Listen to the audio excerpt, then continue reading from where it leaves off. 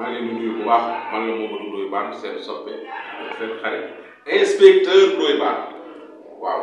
lu am la accident bi ñuy ngeen di dégg noonu lu am la jóge woon nañ Dakar doon ñëw fii ci Matam ak li ko wër pour def suñu liggéey normalement comme ni ngeen ko doon gisee ñu koy def ci yeneen régions yi patrouille yi ànd ak police ànd ak gendarmerie ba pare sensibiliser askan wi ci raxasu bi moytu rassemblement bi takk masque yi loolu moo tax ñuy wër Sénégal noonu di def suñu partition di def suñu wàll ci li nga xam ne moom moo di xeex bi ñuy ñëw nag ba diggante Ranérou ak fii nga xam ne moom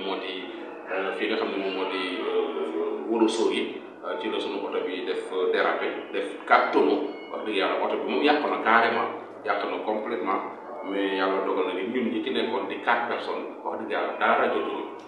dara jotu ñoom ñëpp ñi ngi fii ak man ci benn hôtel de la place tëdduñu hôpital kenn hospitalisé wuñu ñi ngi sant bu baax a baax dara jotuñu may remercier autorités yi ci dëkk bi di ko commencé ci ministre de l'intérieur au commandant de la gendarmerie nationale directeur police ak directeur nga xam ne moo jiite sapeur pompier ci taxaw bi ñu taxaw bu baax a baax ak correspondant RFM bii di Ali Bandenia ak autorité politique yi ci réew bi yëpp mënuñu ñi nekk ci zone bi ñëpp mënuma leen a lim ñoom ñëpp maa ngi leen sant di leen gërëm bu baax ndax sama jëmm ji xew ji tax na ñëpp jóg taxaw boo xam ne wax dëgg yàlla kontaan naa ci lool mais nag maa ngi sant bu baax dara jotuma waaw never inspecteur Ndoye Bane à bientôt.